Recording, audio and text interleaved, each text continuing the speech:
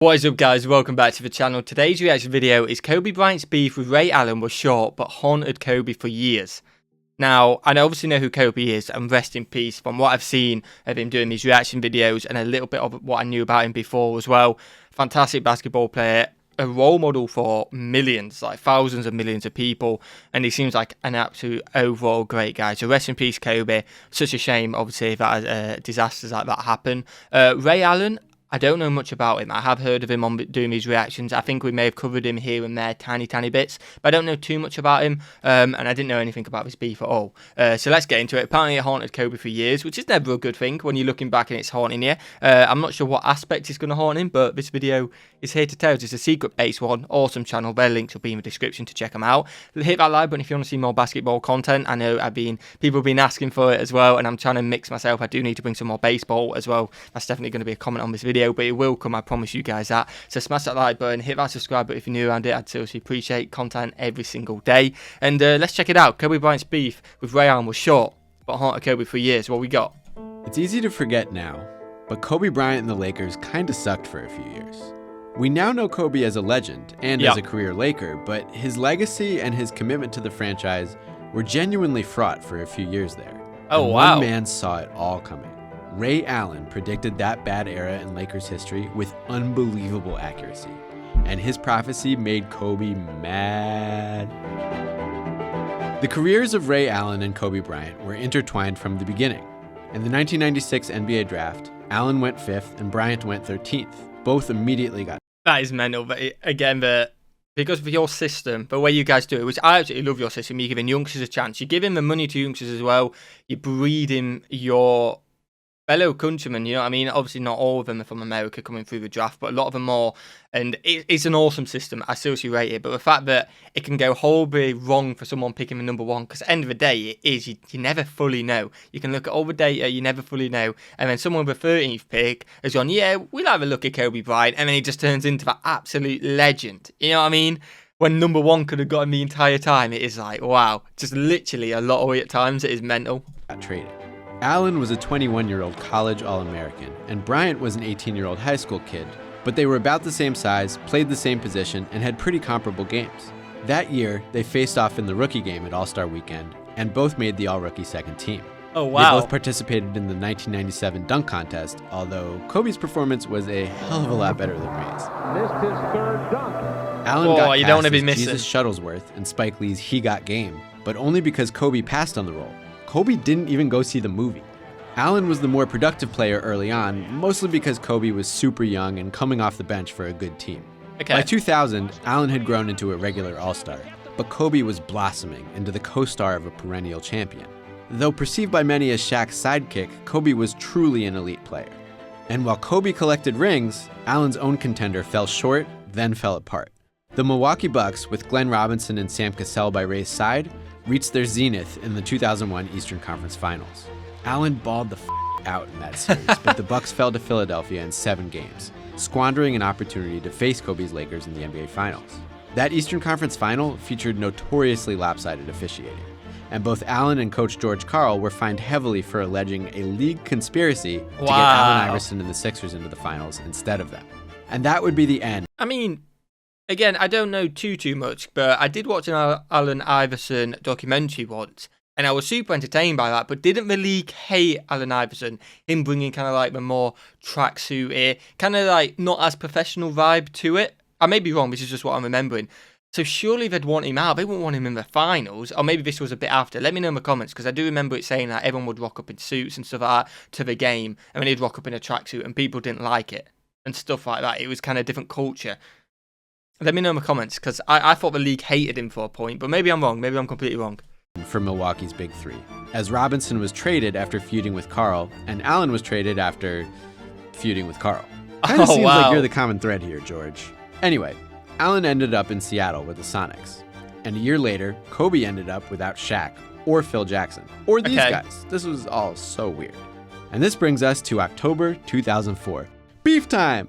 It's important to understand where Kobe's head was in October of 2004. His sexual assault case had been dismissed, but the details of it were all becoming public.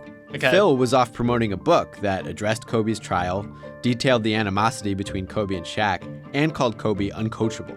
And within the basketball realm, Kobe was preparing to embark on his first season as the undisputed star of the Lakers, with a new coach, new teammates, and plenty of people doubting him. October 12th, 2004 was Kobe's first organized basketball in these conditions. The Lakers faced Ray and the Sonics in an exhibition in Anaheim. Okay. LA lost, but Kobe was on his game, and he was feisty.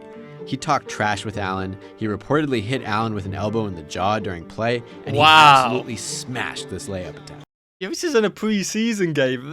Like, he was up for it in a preseason. Wow. What a block by number 8. That game must have put Ray in a bad mood, because a couple days later, when asked about Kobe, the usually reserved Allen got very talkative. He issued a prophecy about Kobe's post-Shaq career. Ray said, he's going to be very selfish. He said, Kobe needs 2.5 good players to be a legitimate playoff contender or win a championship. He didn't see much camaraderie going on out there with his teammates. And he warned that if Kobe didn't realize that, then in about a year or two, he'll say, trade me. Kobe's initial response was basically, I'll see you on the court. But those comments stuck in his craw. Days before another Lakers-Sonics exhibition game on October 25th, Kobe reportedly called Allen's cell phone and left him a voicemail saying, I'm gonna bust your ass. Oh, that's when you know he was fuming. Yeah, he's kind of like put it to the court, which I think is the correct answer. If someone's talking smack about you on that, you don't need to send a hate back. It's like, oh, we'll see on the court, and then you let your ball do the talking, no matter what sport it is. I completely agree with that. But damn, yeah, it is hurting. It's like proper feasting away. It's like, oh, you know what? I'm just gonna have to message him. You know what I mean? I'm gonna beat your ass. You know what I mean? It's just like it's got to him mentally, 100%. And when asked to confirm that he'd made that call, Kobe just said, don't even put me and that dude in the same breath. Wow. Remember, this was the build-up to a preseason game. Yeah, this is preseason. And befitting a preseason game, Allen sat. His back was sore. Kobe seethed. He parked himself in front of Seattle's bench and hectored Allen throughout the game, annoyed that they'd missed an opportunity to battle it out on the court. Their next regular season meeting came in December. Ray downplayed the feud and blamed it mostly on Kobe, who focused on how Allen's prediction insulted his Lakers teammates. The Lakers maybe should have focused more on Rashard Lewis, who dropped 37 points in a dominant Seattle victory. You know what? It's quite smart by Ray Allen, you know what I mean? He's got under the skin, everyone's focusing on him. Oh, here you go, pass it to my teammate. 3, pass it to my teammate. 3, oh, I've got 37 points and we're going to win. Everyone was focused on Ray Allen. Teammate went under the radar and battered him. And the beef kind of fizzled. When the two players shared a locker room as Western Conference All-Star teammates, Kobe said the feud was over. He had other enemies to worry about anyway. Okay. And Allen had clearly put it all behind him since he sounded pretty enthusiastic about the possibility of signing with the Lakers in the offseason. Kobe did kinda eventually follow through on his promise to bust Allen's ass in April of 2005 when he hit 7 threes in Seattle, including a buzzer beater right in Ray's face. Wow. That's one way to show. Yeah, I mean, that's one way to show him up. Prove it on the court and do a buzzer beater in your face in a game that means something. That is one way to do it. And that is pure Kobe, isn't it? I mean, is it, I don't want to get it wrong. Is it Black Mamba mentality? Let me know in the comments. I do apologise. I am still learning. But if it is that is the mentality you want to have, man. Let me know in the comments. I'd seriously appreciate that because I may have butchered it and I don't want to butcher it. So please let me know. But Kobe had bigger problems. Remember, Allen's initial comments weren't an immediate attack. Ray just made a prediction. Kind of a concern trolley prediction, but a prediction. Maybe Kobe got so mad at the time because he suspected Allen might be right. Because, friends, Allen was right. He was eerily right. Over the next few years, his words would begin to read like a curse. Wow. For the first time in his career, Kobe's Lakers fell out of contention for the 2005 playoffs. So Kobe took matters into his own hands. In the 2006 and 2007 seasons, he attempted more shots than any 2 of his teammates combined. Wow, he scored man. 81 points in a game where the Lakers really needed him to. This was not a good arrangement, and it all came to a head in a first-round playoff series against the Suns. You may remember it as the series in which Raja Bell gave Kobe a forearm to the throat. That was with real malicious intent. Wow. Lakers fans remember it as the series in which Kobe tried to prove a point by attempting just 3 shots in the second half of Game 7, which LA lost by 31 points. Kobe's taken 3 shots this entire half. So yeah, among fans and media, Kobe developed a reputation for being kinda selfish. Just like Ray. But when he passes the ball, they lose. You're the star man again. Kobe's a beast, did he? So it's like, proving a point. What do you want me to do? I give them the ball, we lose. You give me the ball, we got a good chance of winning. Like, if I was a fan, as long as you're winning, I wouldn't care. Maybe if you lose, it's like, yeah, it's selfish, but then he passes it and it's like, well, we need a better team overall. It's not Kobe's fault. You know what I mean? It's like, if the people around him aren't good enough, it's not his fault. Yes, if he were being selfish and then the games he did pass it out, they were winning. Fair enough, you're being way too selfish. You shouldn't be selfish, but that's not the case. It's not the case, man. Correct me if I'm wrong, but that's not the case. They said.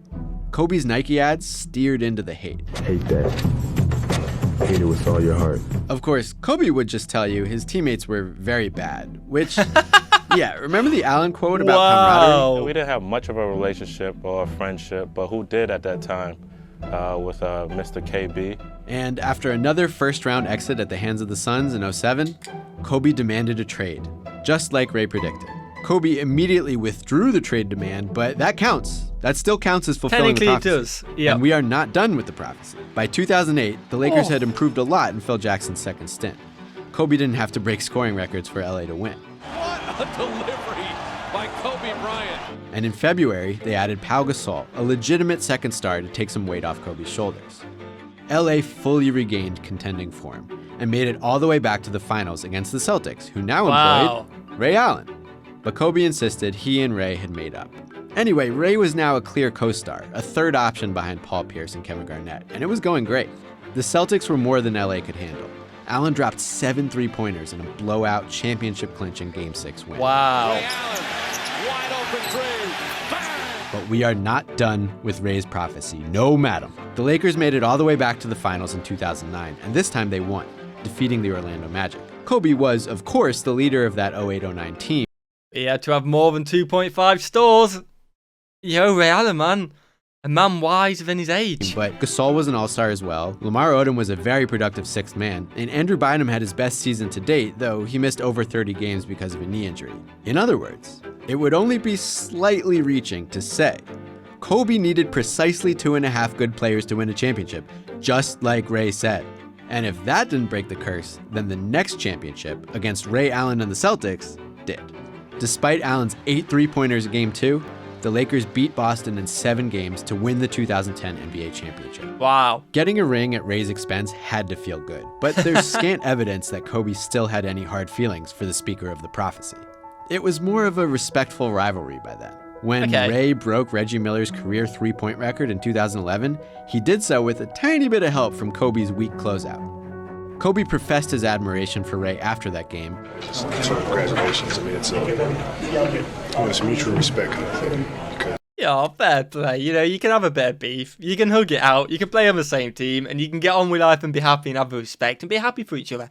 I absolutely love that, man. Love that. We came in this league together. And Ray returned the favor when Kobe retired. Kobe even finally got around to watching He Got Game in 2013, although I'm realizing now that he never said if he liked it or not.